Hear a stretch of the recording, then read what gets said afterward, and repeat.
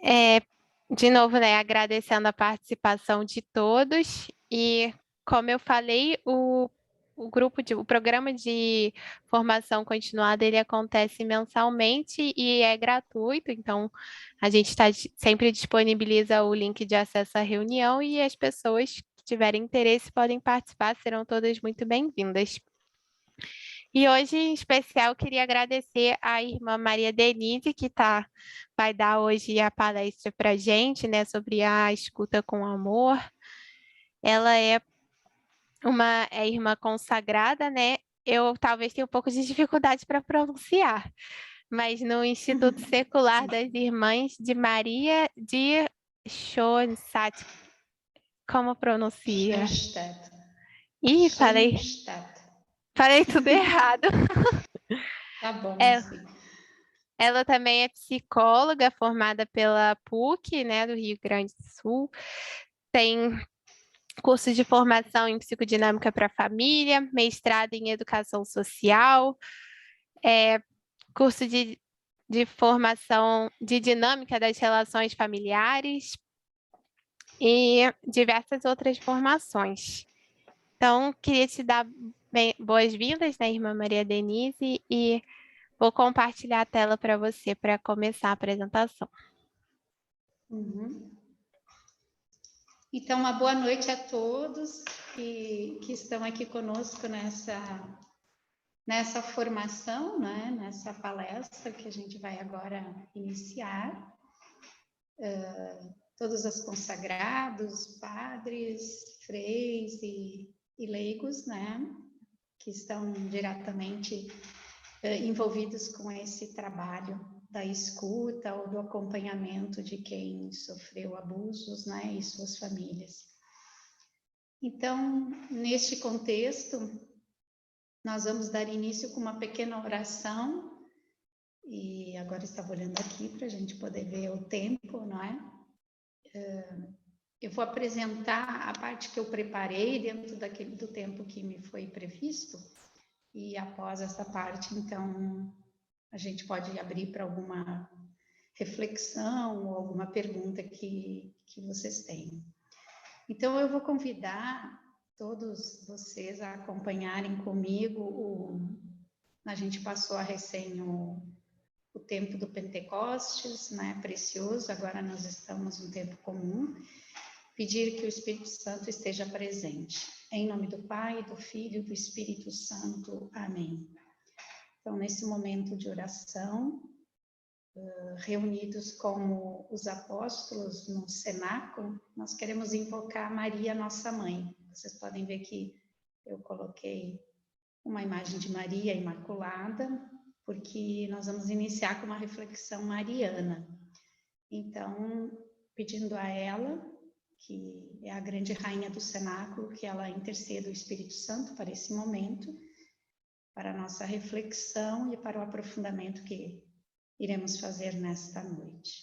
Ave Maria, cheia de graça, o Senhor é convosco. Bendita sois vós entre as mulheres, e bendito é o fruto do vosso ventre, Jesus. Santa Maria, Mãe de Deus, rogai por nós, pecadores, agora e na hora de nossa morte. Amém.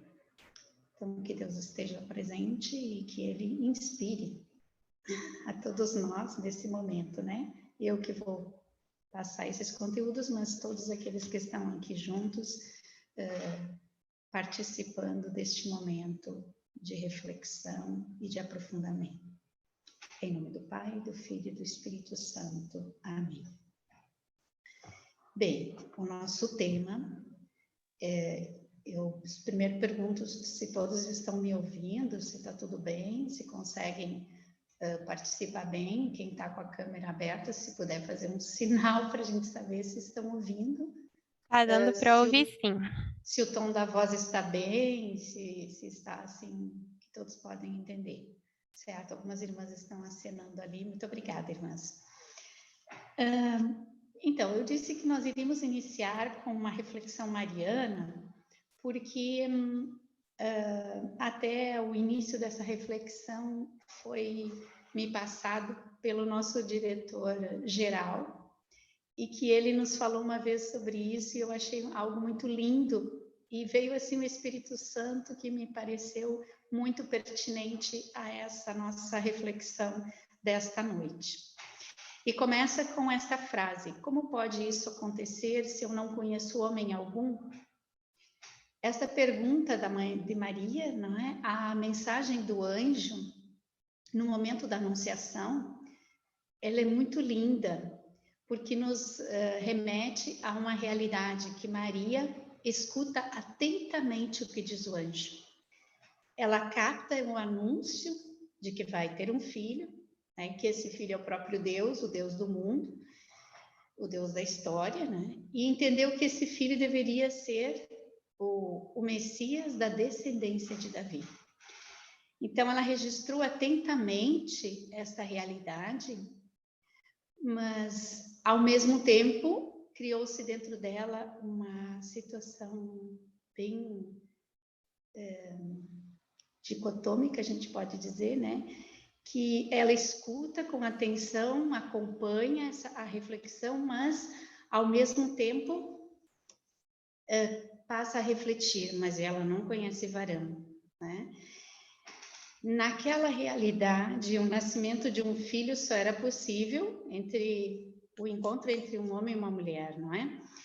Então, visto que ela não conhece o homem, como irá acontecer isso, né? Como então se dará essa realidade? E antes então de aderir a essa mensagem do anjo e poder dar esse sim, Maria faz essa reflexão. O anjo escuta as reservas de Maria, né? O anjo fica atento e passa a responder à pergunta de Maria. Não se indigna e nem a censura. Como podes questionar os planos de Deus? Não, o anjo não lhe diz nada disso. Muito pelo contrário. Ele ajuda Maria a acreditar que naquelas palavras que ele mesmo havia proferido, que era desejo de Deus, e a confiar no poder divino. E aqui está algo muito importante, esse confiar, né? E a dizer o seu sim à vontade de Deus. A resposta dele tem diversas dimensões. O anjo responde, antes de tudo, a pergunta de Maria sobre como chegará essa gravidez sem que conheça homem algum. O Espírito Santo descerá sobre ti e a força do Altíssimo te cobrirá. Então, Deus sabe o caminho que vai utilizar para realizar esse grande milagre na vida de Maria. O Espírito Santo realizará um milagre. Nós apenas tivemos, né, a grande festa do Pentecostes. O Espírito de Deus, que no início da criação pairava sobre as águas, que impulsionou muitos, e continua impulsionando, né, principalmente os profetas, a anunciarem as suas mensagens, que juntou os ossos dos mortos, que formou com eles um corpo vivo, que reuniu o povo de Israel disperso de todos os cantos do mundo e que reúne na terra concedida por Deus. Este Espírito, esse mesmo Espírito que realizou tantos milagres que já havia realizado, né? Transformando a morte em vida, a escravidão em liberdade, a infecundidade em fecundidade, realizará o milagre da encarnação. Será, portanto, Deus a solucionar este problema e a remover os obstáculos para Maria. Então, para confirmar o fato, o anjo aponta para a gravidez de Isabel. Quer dizer, ele dá, assim, um aceno. Nem a sua aparente esterilidade, nem a sua idade avançada, quando aparentemente já havia ultrapassado a idade em que uma mulher ainda pode conceber um filho, podem impedir a Deus de ainda lhe conceder um filho. Se Deus pode realizar em Isabel um milagre da gravidez, também o pode realizar em Maria, embora a situação seja diferente. Ao apontar para a gravidez de Isabel, o anjo motiva a contemplar os muitos milagres que Deus operou e através dos quais ele vai além de possibilidades humanas. Então, consequentemente, o anjo conclui com a verdadeira resposta à pergunta de Maria. Para Deus nada é impossível. Aqui está algo muito lindo e que vai percorrer aqui a nossa reflexão. Assim o provou com o exemplo de Isabel e o provará em Maria. O anjo mostra, assim, que Deus pode realizar os seus planos mesmo quando as possibilidades humanas atingiram um limite, porque ele dispõe de possibilidades que vão além das possibilidades humanas e do pensar humano. E aqui vem algo muito importante, que é a nossa fé.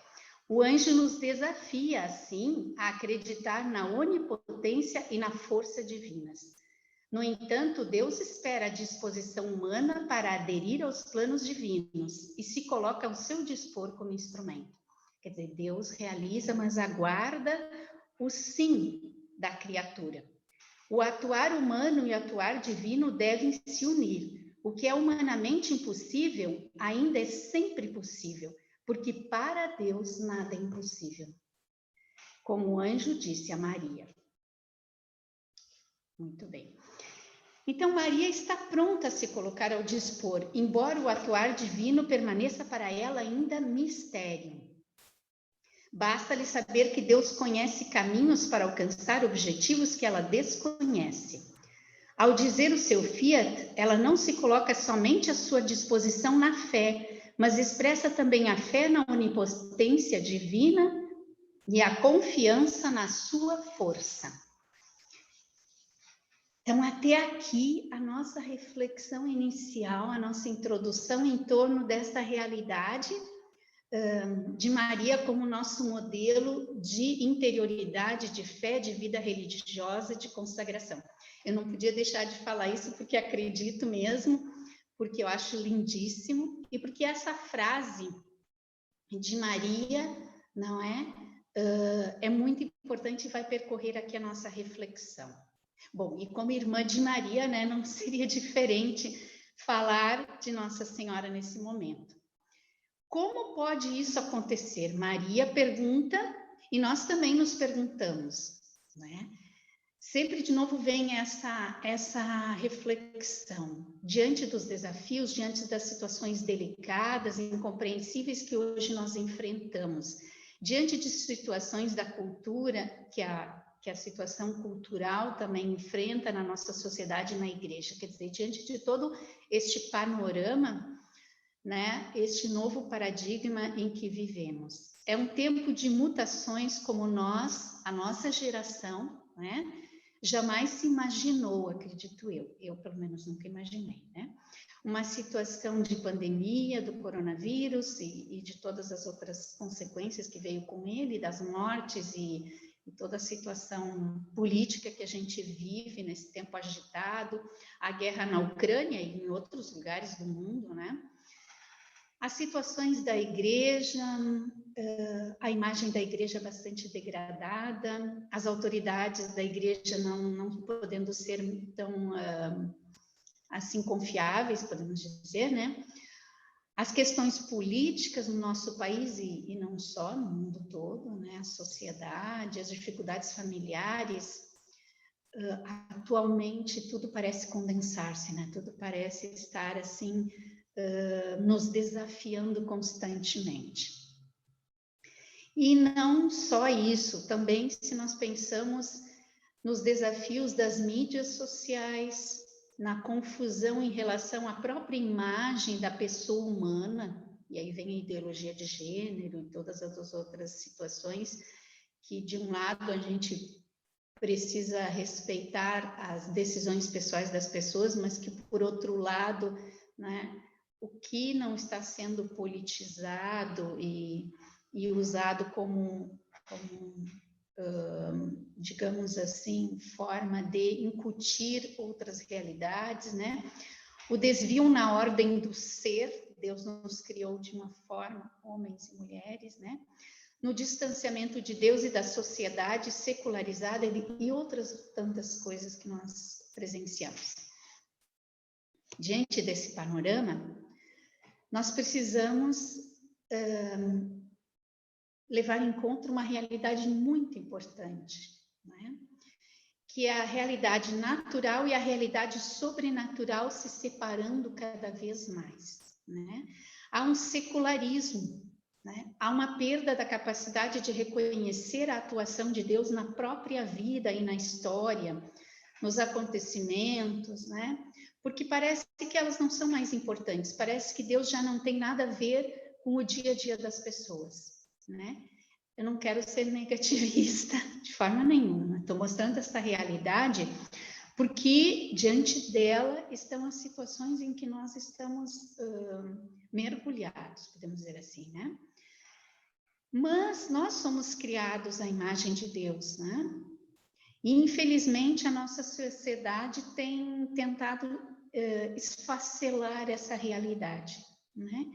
E arrancar as raízes que nos sustentam, que nos fortalecem, fazendo com que os seres humanos corram um risco muito grande, um risco de se desumanizarem, nós podemos dizer assim.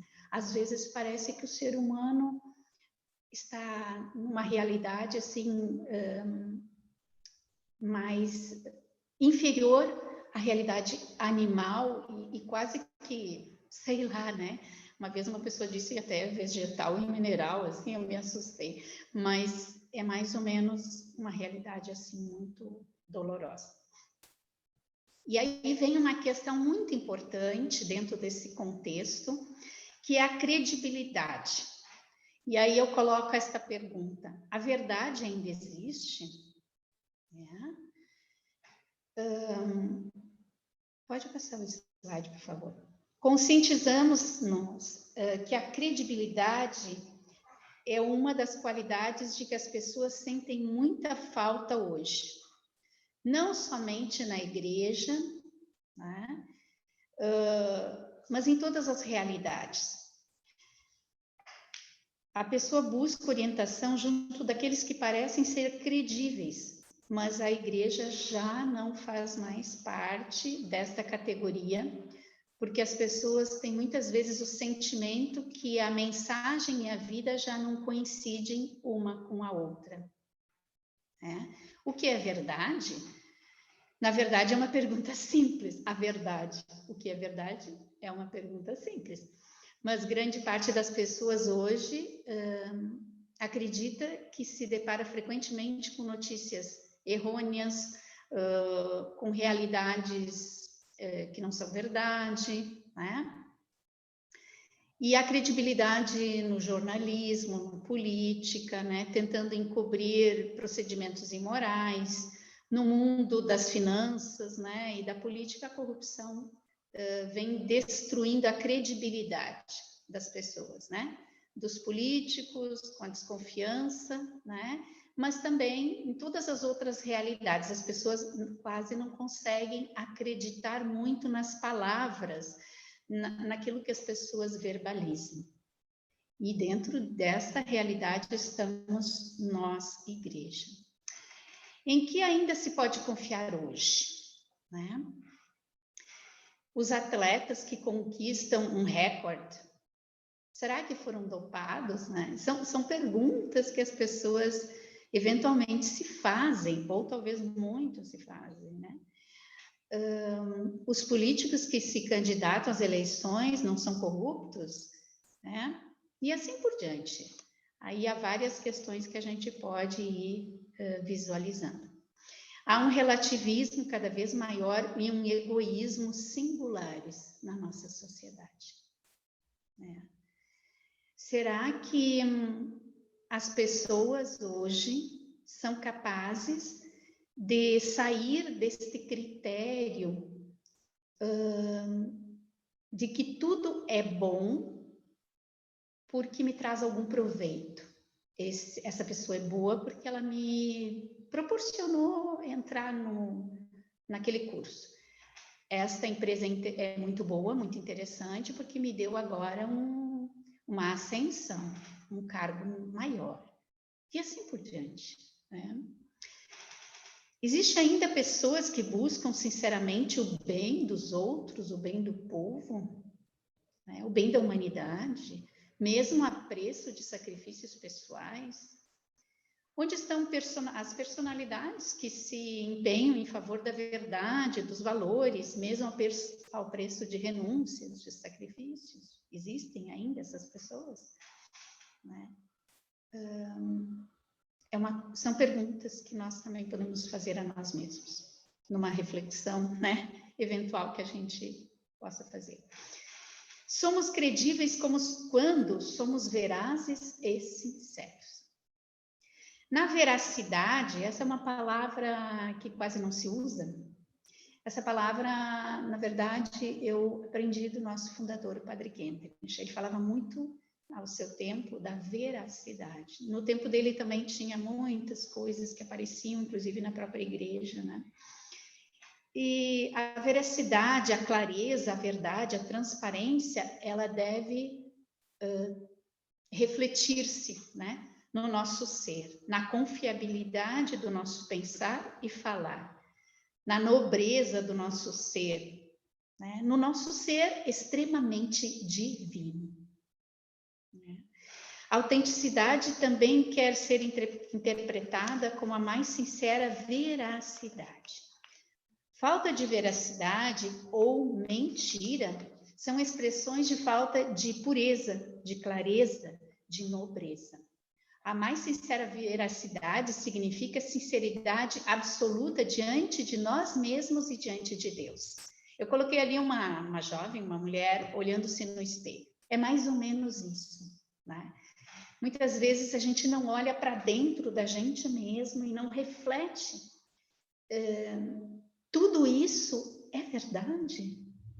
Tudo isso que eu passo para os outros, que eu anuncio, né? Aqui pensando nessa palestra que eu estou proferindo nesse momento, né? Eu vivo isso que eu estou dizendo para os senhores e para as senhoras, né? Para vocês. Eu tenho que me perguntar sobre isso. Né? Nós precisamos nos perguntar. Ou os senhores padres, quando fazem as suas homilias, ou alguém quando dá uma palestra, quando anuncia alguma coisa, ou quando dialoga com uma família, ou com uma pessoa ferida, machucada, será que isso é verdade dentro de mim? Será que eu analiso dentro de mim mesma, né? Tudo isso é muito importante e faz com que a gente se concentre dentro de uma realidade que é humildade, pequenez, singeleza, filialidade diante de Deus. Né? Só assim podemos ser verdadeiras personalidades que irradiam, que faz desabrochar algo novo, porque as pessoas que nos procuram feridas pelo abuso, elas procuram encontrar alguém que as compreenda, que as ouça, que as escute, que lhes dê um retorno, mas também que seja fidedigno, que seja coerente, que mostre outro rosto da igreja, né? Então, isso é importante. Então, olhamos primeiro para dentro de nós mesmos e assumimos o nosso próprio eu. A igreja deve tornar-se novamente credível. Essa credibilidade, né, é muito importante, porque vai fazer com que as pessoas olhem para a igreja de uma forma agora diferente. Essa igreja que não são somente as autoridades, aquela igreja longe lá em Roma, ou então naquele país, ou naquele lugar onde aconteceu um abuso. Se um só abuso acontece, ele acontece, e isso é o mais importante, aconteceu, está acontecendo, né? E nós somos a igreja, somos o rosto da igreja. Sacerdotes, consagrados, religiosos, leigos, engajados, nós somos a igreja, estamos chamados a torná-la credível. Esta credibilidade nos conclama a viver e atuar como pessoas que desejam interferir nessa história, né? Que fazem exigências a si mesmos, que têm um olhar amoroso para o outro e que são solidários, que sofrem com o sofrimento, que entendem e que tentam dar um retorno, não é? Que essa situação atual que a igreja vive, que o mundo vive, né? Só vai ser possível sanar se as pessoas perceberem em nós esta nova realidade. E isso, na verdade, se chama santidade, né? Nada mais do que santidade, que não é nada pouco, né? Maria soube escutar, soube entender aquela mensagem do anjo e levou a sério. Para Deus nada é impossível, né? Tudo isso deveria motivar-nos a empenhar tudo para abraçar esta causa, de ajudar as pessoas e de proporcionar a eles, mesmo depois dessa situação dolorosa, desta situação difícil pela qual passaram e que tem cicatrizes muito profundas, viver uma vida saudável e encontrar amparo em pessoas que, por seu atuar, por seu esforço no acolhimento, por sua delicadeza, por sua compreensão empática, ajudam a achar esse caminho de cura, né, dessa ferida, que é uma ferida na alma, na mente, no corpo, não só da vítima, como de seus familiares. Acabei de atender hoje de manhã o pai de um rapaz que foi abusado como criança por um sacerdote e que agora ficaram sabendo. A ferida é tão grande, é tão dolorosa que eu tive que ver um homem chorando na minha frente. Então, assim, é quase que, sinceramente, que dá vontade de chorar junto, né? Que a gente precisa fazer um autocontrole. Mas ele percebeu que tanto eu quanto o padre que estava comigo nos emocionamos. E isso foi muito importante para ele. Então, nós mesmo psicólogos ou quem acompanha, né, as vítimas, nós não temos que ser uma pedra de gelo, não. Nós podemos também, talvez em algum momento, derramar alguma lágrima, né? Eu me emocionei, mas me controlei, mas ele percebeu que nós também fomos sensíveis a esse momento, né? Nós vivenciamos, então, de forma cada vez mais assustadora, o fracasso em vínculos, né?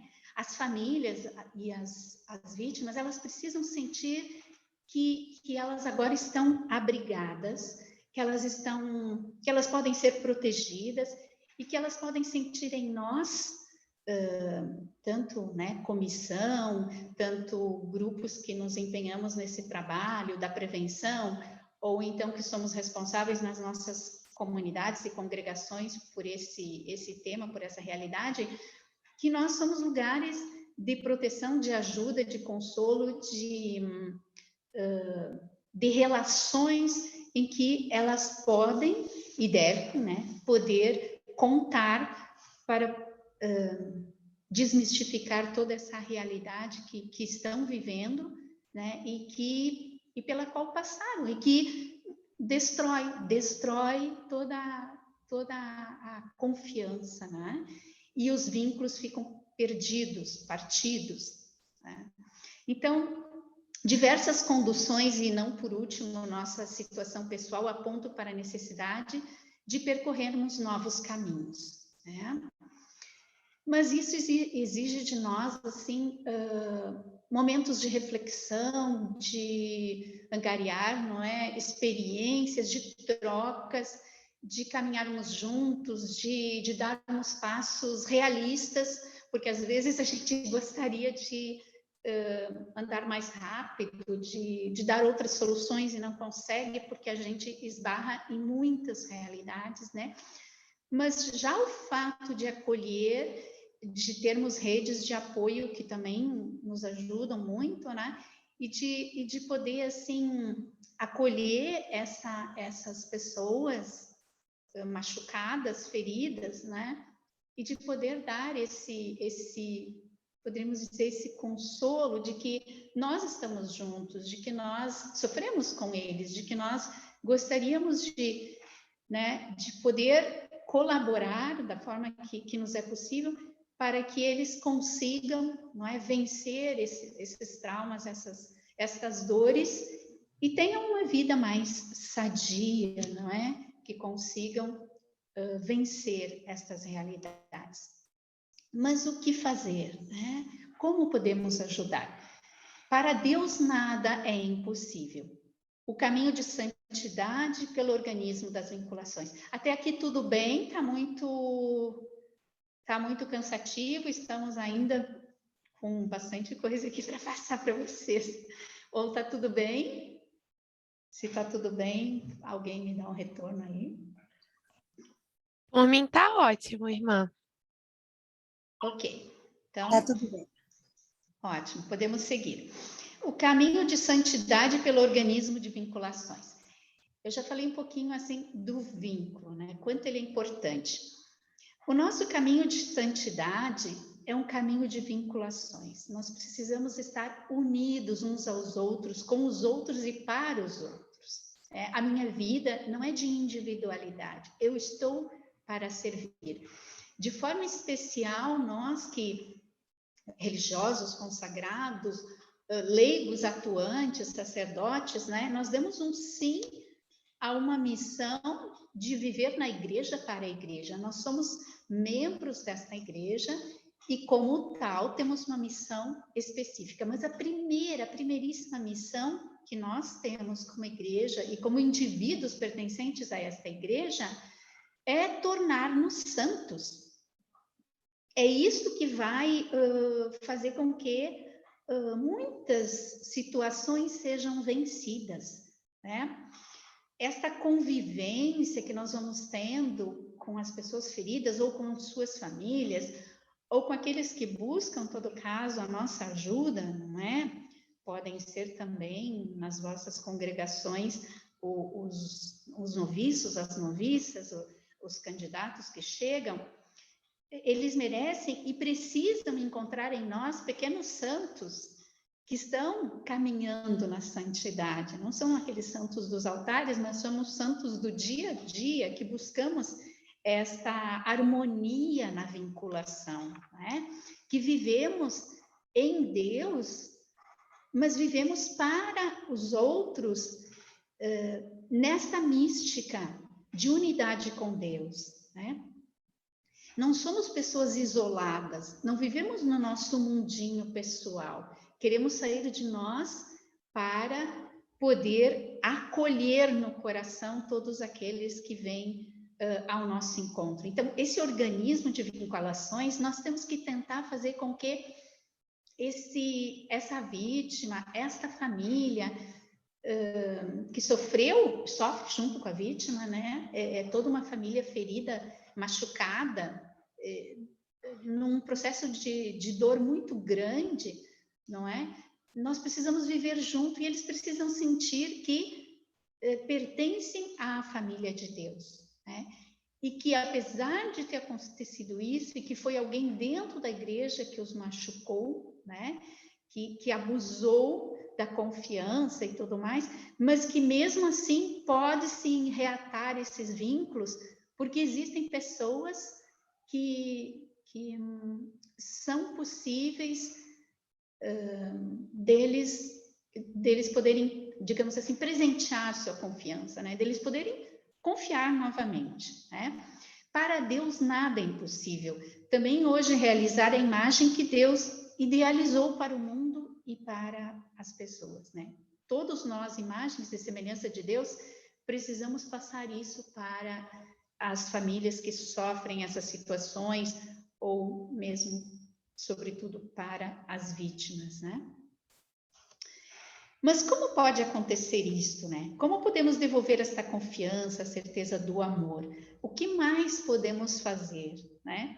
Para que quem experimentou essa humilhação, essa dor, esse desrespeito, foi usado, foi abusado, né? Para a satisfação do ego de outra pessoa, como pode novamente confiar em alguém, sobretudo da igreja? Isso eu me perguntei muitas vezes quando assumi esse trabalho, mas, meu Deus, será que alguém que foi machucado pela igreja, abusado, vai acreditar, então, numa irmã, né? Numa consagrada? E para minha alegria, posso dizer, né? Sim. É algo misterioso, né? É graça de Deus que as pessoas conseguem vir ao encontro e revelar e confiar e poder, não é? Aliviar um pouco essa dor, né? Então, muitas questões vêm à nossa mente quando pensamos como nós podemos revelar esse amor de Deus para nesta realidade, né? Para estas pessoas, para estas vítimas, sobreviventes, para estas famílias machucadas, né? Um dos pontos que eu acho muito importante, assim, é que elas vejam, né, em nós pessoas que querem realmente formar e conduzi-las a uma nova realidade, porque tentam viver de forma credível, de forma transparente, tentam trabalhar em si mesmos, se educam para ser pessoas de confiança, né? Pessoas que manifestam confiança, que transmitem essa confiança para quem vem ao seu encontro, né? Então, como pode acontecer isto? Com uma nova personalidade. Assim que quem acompanha essa realidade precisa ter essa maturidade, essa capacidade de aceitar, né? De estar diante dos outros e de ajudar para que esses vínculos, né? Tanto pessoais, quanto o vínculo às ideias, quando o vínculo a lugares importantes, né? A própria igreja, ou a um lugar de apoio, para que esses vínculos sejam resgatados, né? Para que a pessoa consiga encontrar consolo, consiga encontrar abrigo, consiga encontrar proteção, né? E seguir o seu caminho, quer dizer, e poder superar dentro daquilo que é possível, porque a marca vai ficar, né? Mas que a dor seja amenizada, que ela possa entender isso dentro do plano de amor de Deus, que ela possa compreender toda essa realidade, né? Que é dura, que é dolorosa, que é de ferimento, mas que ela possa mesmo assim conseguir vencer. Então, estas vinculações, elas são caminho para o amor-doação. O vínculo é, acima de tudo, um elo de ligação entre a pessoa e o seu ambiente, entre o indivíduo e as pessoas com as quais se relaciona, o mundo que o rodeia. Na perspectiva psicológica, podemos definir a vinculação como um laço que liga uma pessoa ao seu ambiente. É a raiz que sustenta na realidade. É o que lhe dá, assim como a teia para a aranha, o âmbito e o habitat adequado para a sua experiência. O que lhe permite desenvolver-se sadiamente segundo sua própria natureza.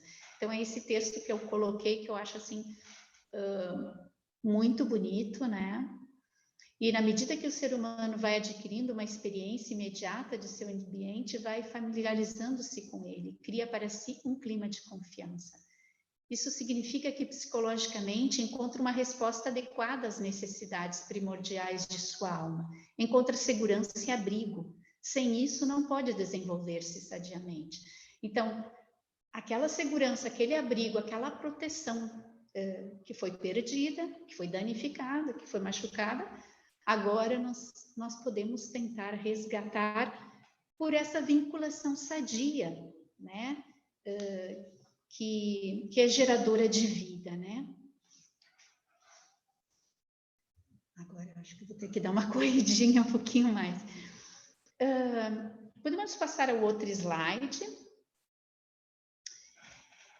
Bom, devido a todos os abusos, né, a todas as situações que a gente vem enfrentando, né, também na igreja, a confiança nos responsáveis da igreja, no Papa, nos bispos, nos sacerdotes, foi profundamente abalada, né?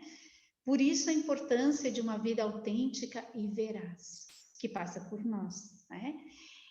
E somente se a vida está em sintonia com esse anúncio, o que se prega e ensina, a mensagem será credível. Esse acobertamento dos abusos abalou a confiança na igreja, colocou em xeque a confiança na vocação sacerdotal e na vocação consagrada. Talvez a gente possa até futuramente encontrar dificuldades na questão das vocações, né? Por isso a importância de trabalhar nesse sentido para que os jovens vejam em nós que eles se amam. Vede como eles se amam. Vede como é a sua vida, não é?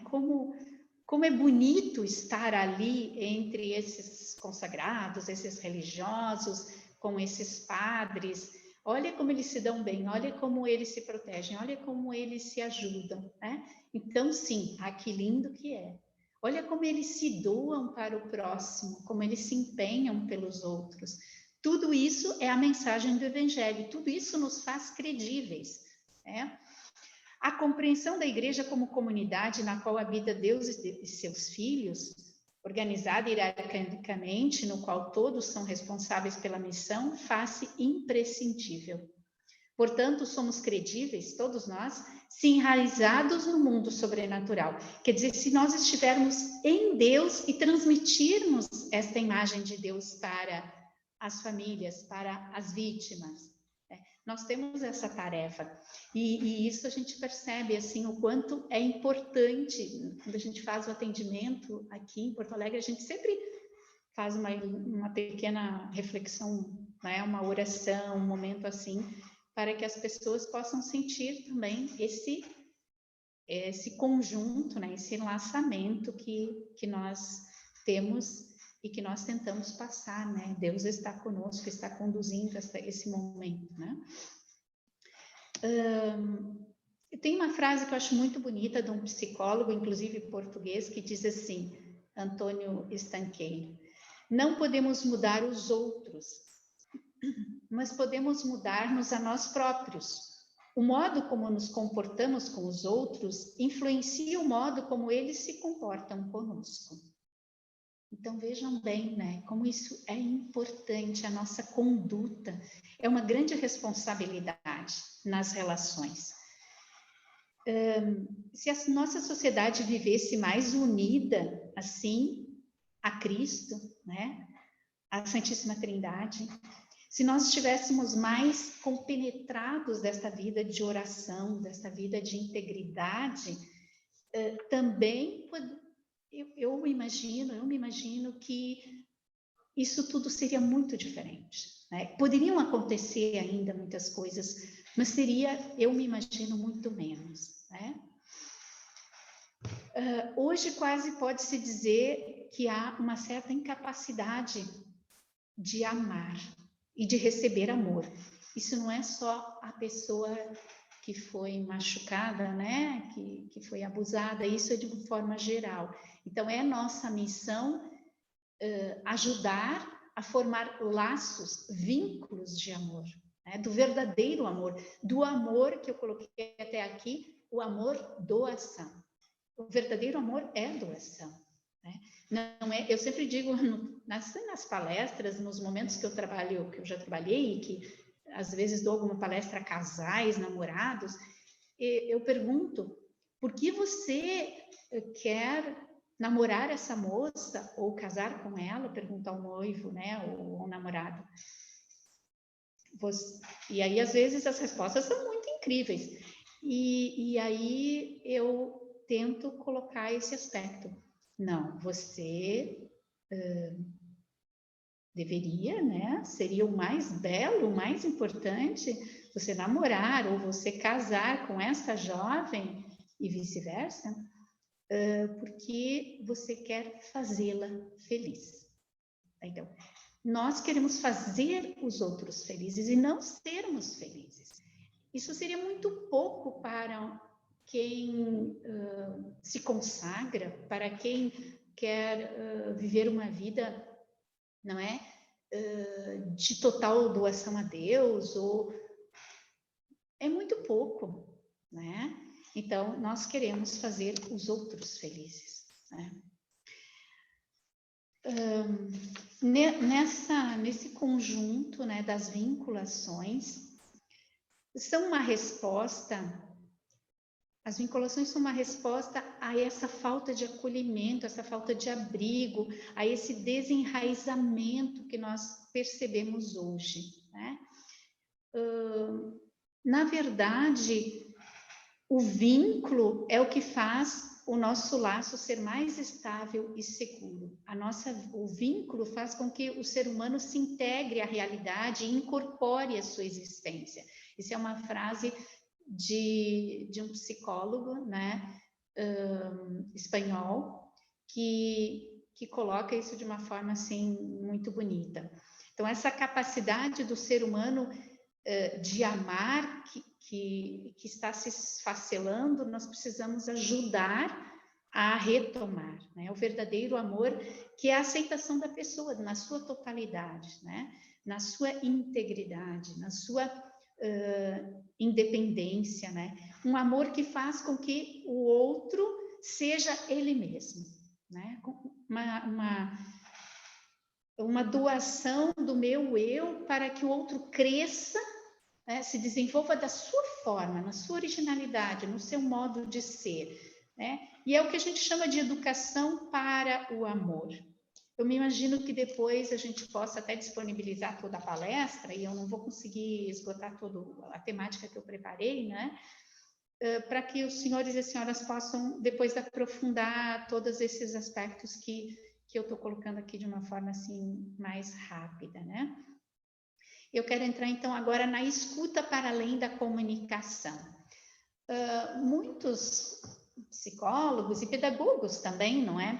Têm falado que comunicar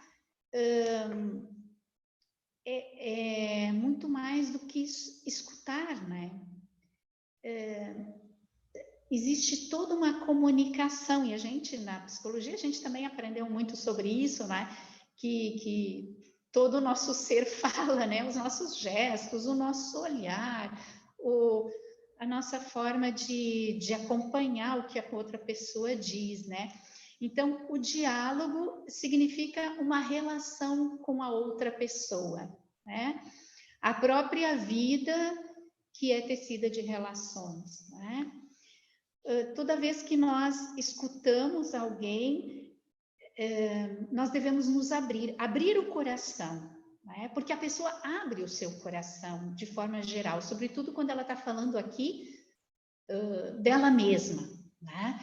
Das suas angústias, da sua história, das suas dores, dos seus momentos difíceis.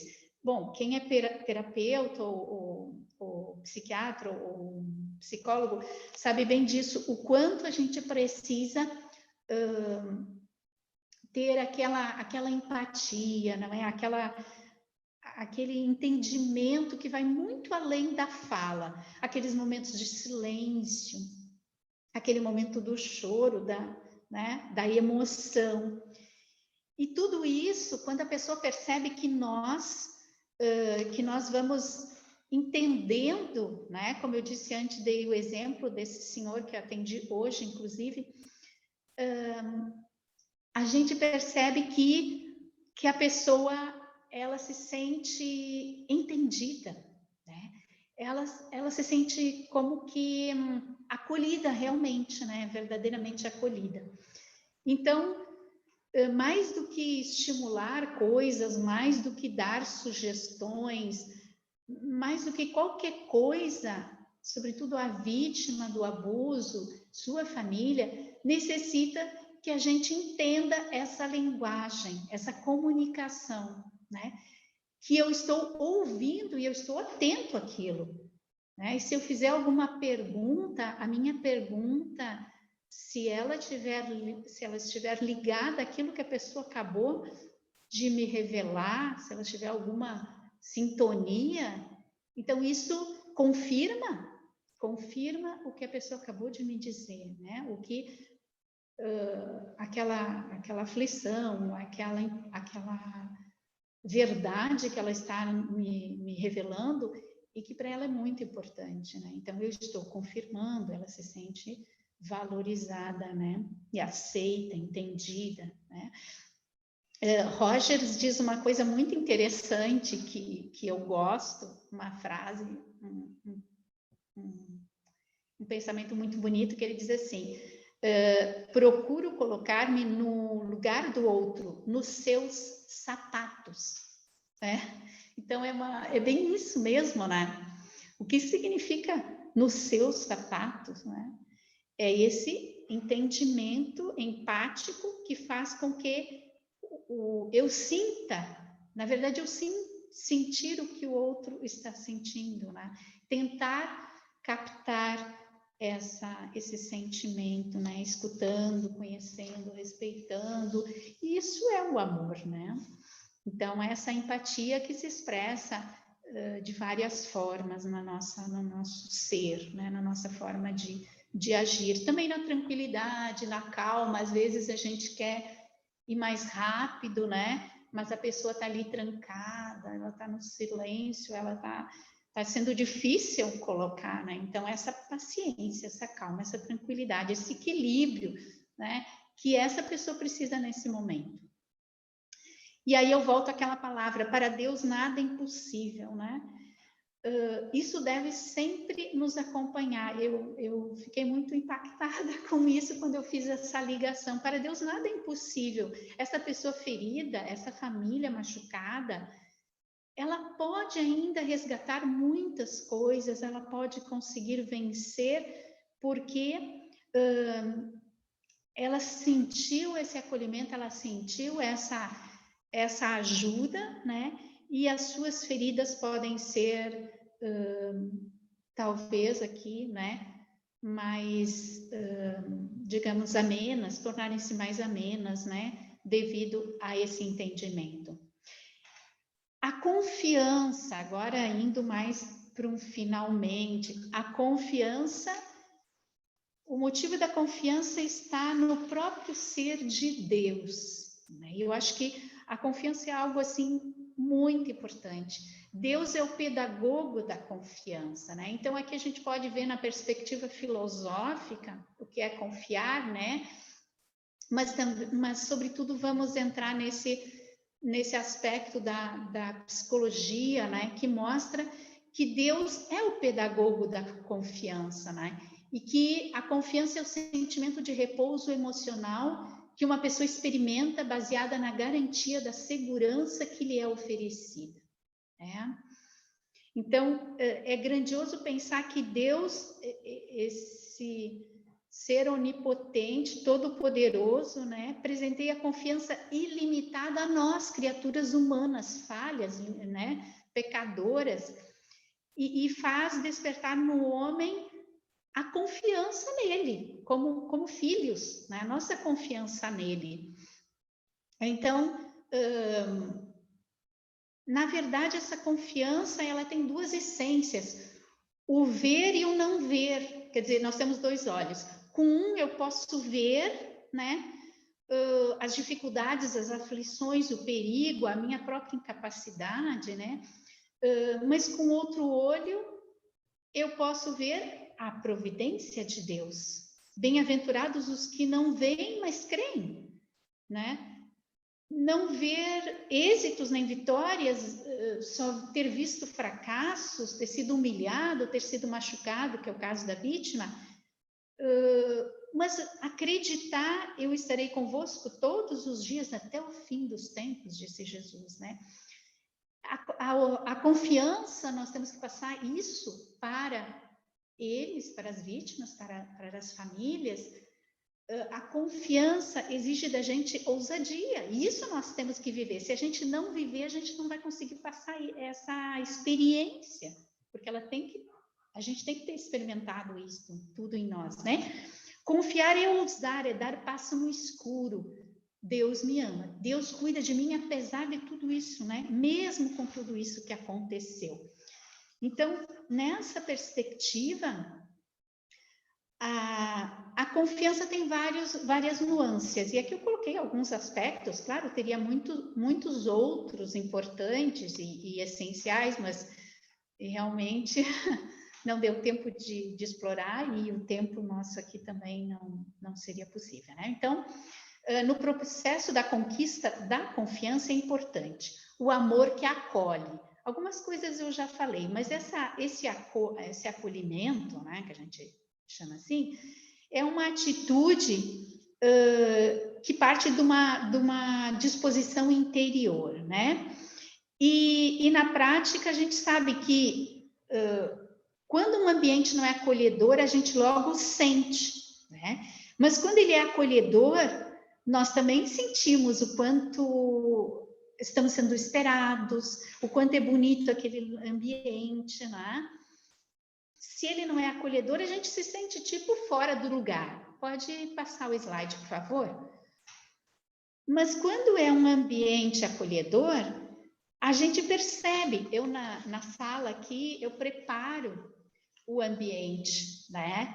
eu tento, assim, colocar alguma flor, eu coloco uma bandejinha numa mesinha com um cafezinho, uma água, alguma coisa. Às vezes eu tenho alguma coisa diferente ali, um biscoitinho, uma bala, alguma coisa, né, que acalma, a bala, um docinho que acalma também, né? Então, essas coisas são essenciais. Se vai ali ao encontro da pessoa, que bom que o senhor, que a senhora chegou, não é? Estávamos aguardando.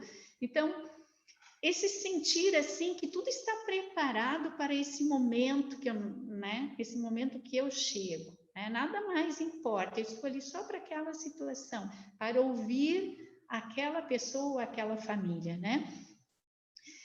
Outro aspecto bem importante que eu coloquei aqui também é a questão de que o amor tem duas facetas, podemos dizer assim.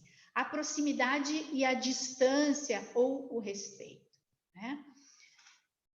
A proximidade, porque a pessoa precisa sentir, que bom que você está aqui. Eu, particularmente, eu olho, dou um sorriso, né? Ainda bem que agora a gente já consegue de longe, nem que seja, ficar sem a máscara, mas eu só aperto a mão se a pessoa, ela me der a sua mão, né? Eventualmente, algumas pessoas até nos abraçam, principalmente no final, porque sentiram-se tão bem, né? Como uma que me disse, eu gostaria de trabalhar aqui, posso? Eu achei tão lindo isso daqui, eu me senti tão bem, eu gostaria de ficar aqui trabalhando com vocês, posso? Foi muito interessante essa experiência. Então, eu brinquei e disse, sim, a senhora pode ser secretária da secretária, porque, no caso, eu também faço trabalho de secretaria, né? E ela sorriu, assim, né? Então, sentimento de acolhida, muito essencial. E, por outro lado, o respeito, a distância, as duas coisas muito unidas, porque a pessoa já foi vitimizada, já foi machucada, ela não pode ser vitimizada, né? Ela não pode ser novamente sentir assim que alguém se aproxima demais, porque ela pode ainda estar nesse processo, né, de cura, e talvez não se sabe, né, quanto tempo isso leva e se isso é capaz de realmente passar um dia. Então, o amor também precisa ser compreensivo, afável. Tudo aquilo que ela me diz, que ela me conta, que ela me revela, eu não posso nem me espantar, nem querer vasculhar demais, não é? Mas saber o que é essencial para fazer o entendimento e para fazer também os encaminhamentos que são necessários, né?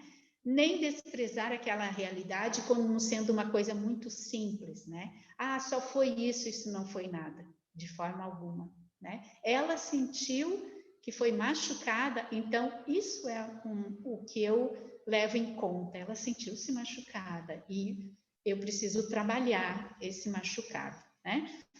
Eu preciso ajudá-la a vencer de alguma forma, mesmo que seja num tempo muito curto. Aquilo que eu vou fazer precisa ser de ajuda, né? De forma nenhuma que a pessoa possa sair depois, então, mais machucada do que entrou. Não, ela tem que sair diferente. E essa é a nossa experiência. As pessoas saem diferente. Isso é uma alegria muito grande. O amor tem que ser também, eu acho que esqueci de pôr aqui, protetor, né?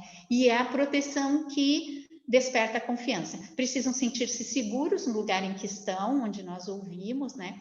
Precisam sentir-se protegidos, amparados, não é? Valorizados e assim por diante. Tudo isso faz parte desse momento. Bem, agora eu estou chegando no final, né? Nas palavras finais, ok? Então, esse chamado a essa missão, né? Que é uma missão tão delicada, mas tão importante, né? A missão de ajudar na cura desta grande ferida, sobretudo em relação ao que foi realidade abusiva dentro da igreja, nos desafia, né? Para irmos além do psicológico, né? Do afetivo, talvez até do mental, não é? Mas irmos diretamente nessa esfera espiritual, né? Eu sempre me questiono isso, até que ponto a gente conseguiu também nesse atendimento, né? Cada vez que a gente faz um atendimento, dizer algo ou manifestar algo assim que a pessoa sinta que Deus está por trás de tudo isso e que apesar dessas realidades, né? Eu sou muito amada, a pessoa que está na nossa frente, né, é muito amada.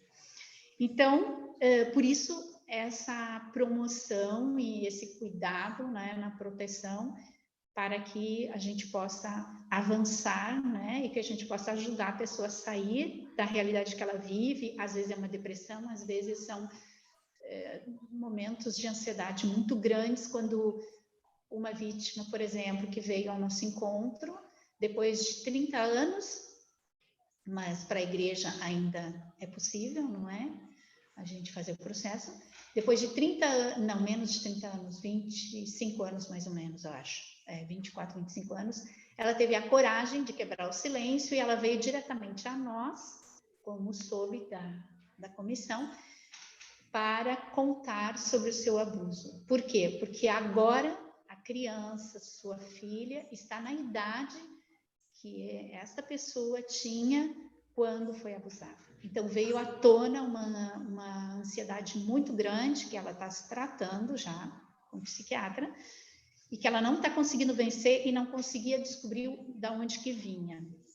Até que ela deu-se conta que poderia ser isso e verbalizou conosco, já conseguiu verbalizar na terapia e nós estamos fazendo o processo e ela conseguiu, então, está conseguindo agora aliviar um pouco, ela disse, a dor que ela sempre sentiu, porque ela sempre soube que foi abusada aos 6 anos.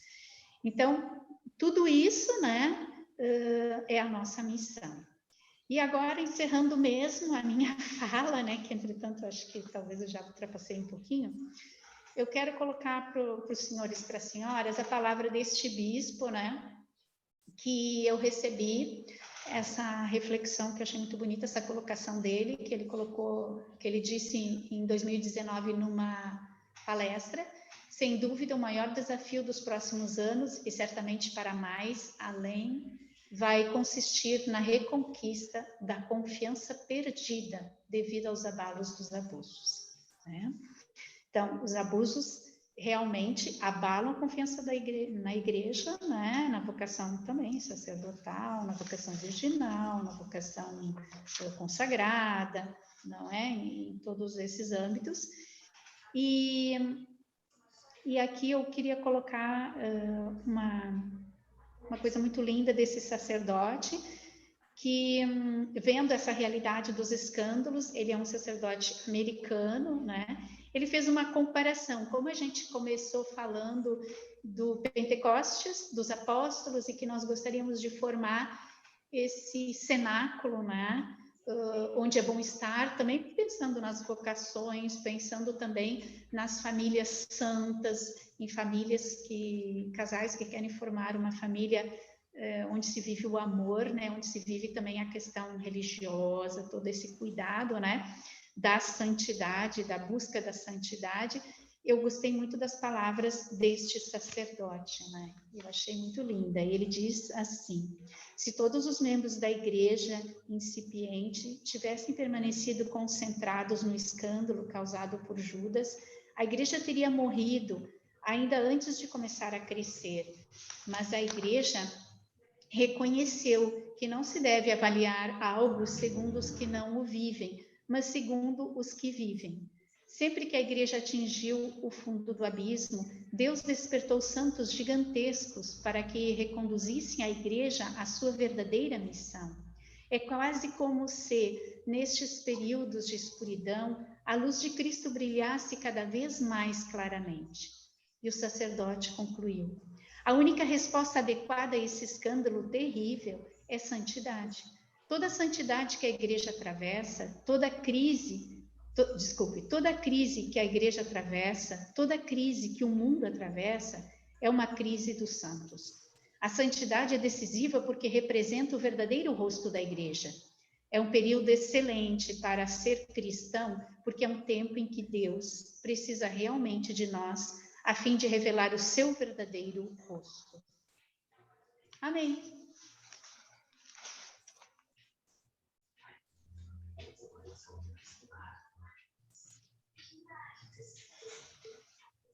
Irmã Maria Denise, muito obrigada. Foi muito boa a palestra. Eu gostei muito da parte que você fala da importância do se deixar tocar, né, na hora de estar fazendo o acolhimento com essas pessoas que sofrem.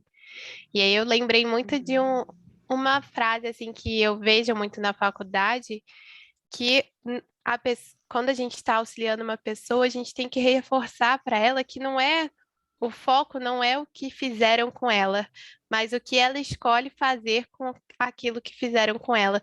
E eu acho que o nosso papel nisso é ajudá-la a conduzir esse trauma, né, esse momento de muita dor para um novo caminho que não seja um caminho tão sofrido para ela.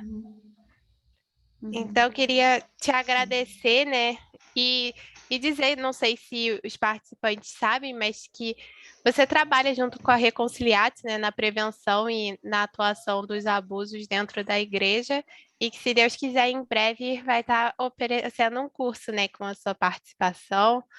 Então, que a gente fica sempre lançando essas novidades nas redes sociais, né? O Instagram, a gente está fazendo posts toda semana sobre a temática da prevenção do abuso no meio eclesial, nos meios educativos, e assim, nas mais diversas instâncias.